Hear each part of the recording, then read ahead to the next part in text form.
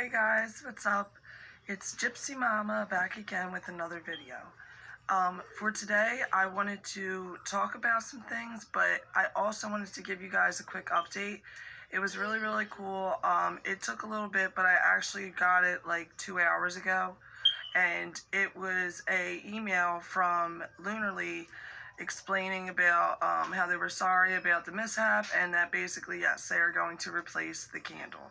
So, and it says it takes like 7 days. It says just be on alert. So again, it's like 7 days for it to, I guess, be processed and shipped. And, then I'll get it from there. So, you know, I'm excited. I don't care. I already got a smell of the candle, and it did. It smelled like cologne. It smelled really good. So, it's worth the wait, And I'm glad that everything went well and that there wasn't no craziness behind it, and it got easily figured out. So there we go. That's that.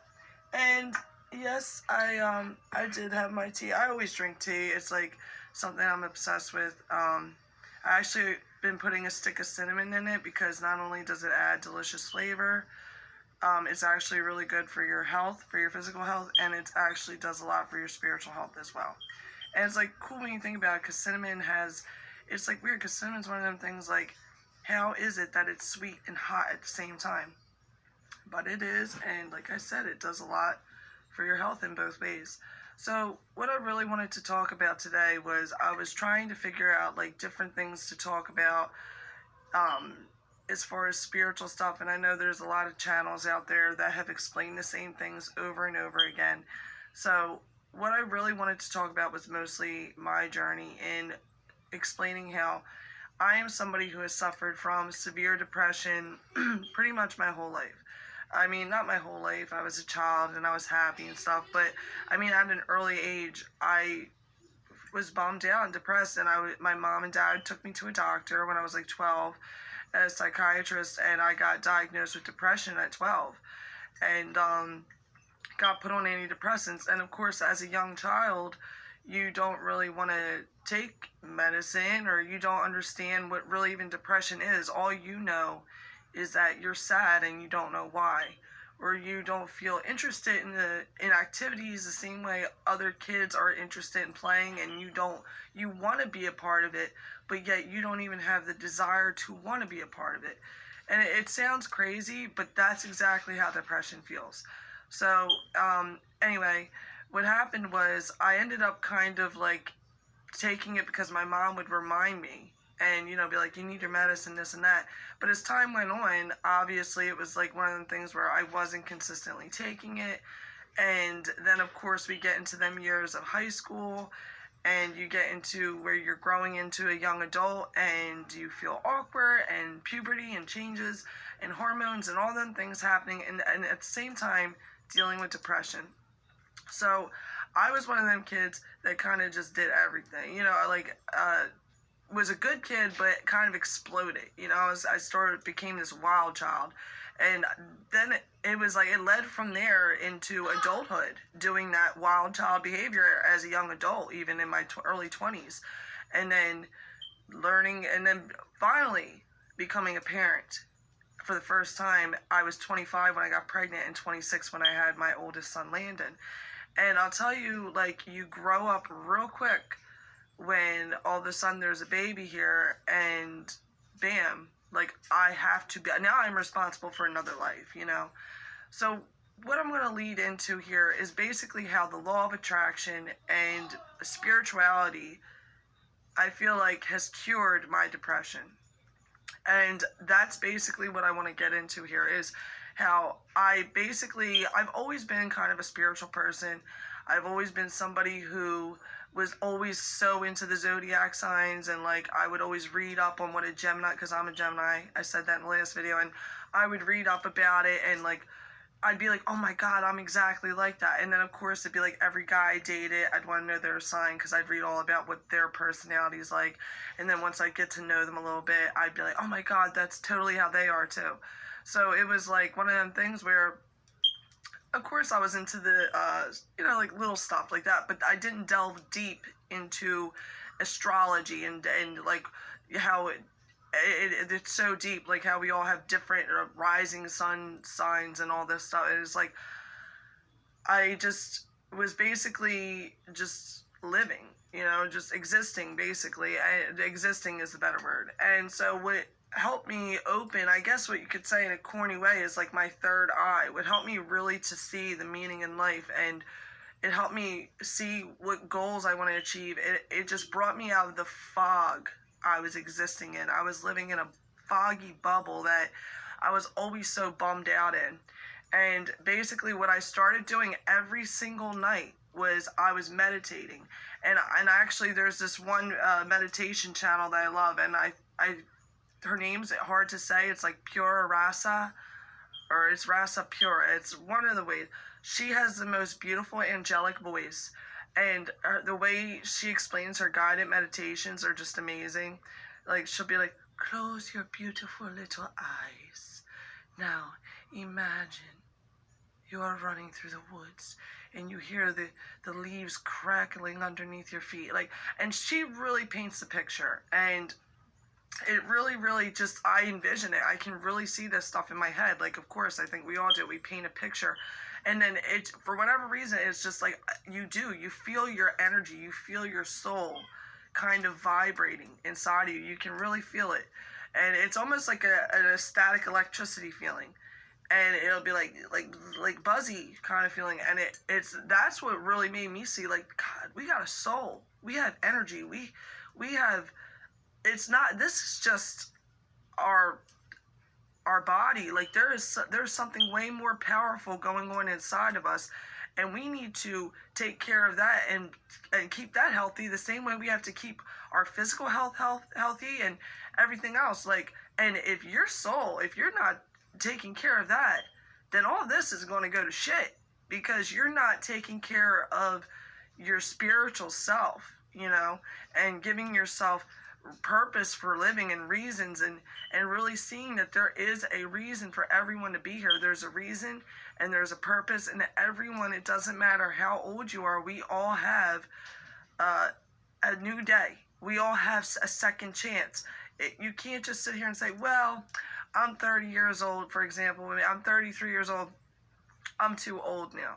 No, that's just an excuse. It really is. And that's depression talking, and that's procrastination, all these things that when you are being spiritual, you can see kind of that no longer adds up to you. You know what I mean? So what I started doing every single night, actually I have in my little drawer here, is I have a Law of Attraction journal. Yes, it's a basic little journal that I bought at the Dollar Tree. And, basically, this is a new one I started because I had a bunch of old, ugly ones. But it's like all my little things in here, my little secrets, or my manifestations, I should say. And basically what you're doing when you do a Law of Attraction journal is you write in the present tense. So everything that you want, you act like you already have it. You say it as if you already have it. I am living the most happy, beautiful life. I have the best relationship with my children. I have the best relationship with my spouse. I have more money than I know what to do with. All of these things, you say these things and write them out exactly as you want it to be. And you date it, and you can, what I do is I date it, and I even thank the universe. I thank the universe for all of its power and glory and all of the things it does for me. And I know I'm sounding like Christian there, but like, seriously, all the things that the universe has done, like, seriously, all the blessings. Sometimes we focus so much on all the negative, we don't really see all of our blessings, and there's so many. I have more, like, I've had plenty of hard times, but through all of them hard times, I have more blessings than hardships. You know what I mean? At the end of the day, that's what I'm dealing with right now, is more blessings. So sometimes you have to really just sit down and look at all of that and see, and as I said, my depression was horrible, and even as an adult, I suffered with adult depression and all that, and I was always constantly back and forth on a different antidepressant, and mind you, these antidepressants take time to kick in. It takes like 30 days, and then sometimes they make you even worse. They make you like to the verge of suicide feeling, and trust me, I've been there with that one too, where I've had a lump in my throat, where I'd feel homesick for home. And I'm home, and like, where is this home that seems like it doesn't exist, that I want to be at, and I can't seem to find it.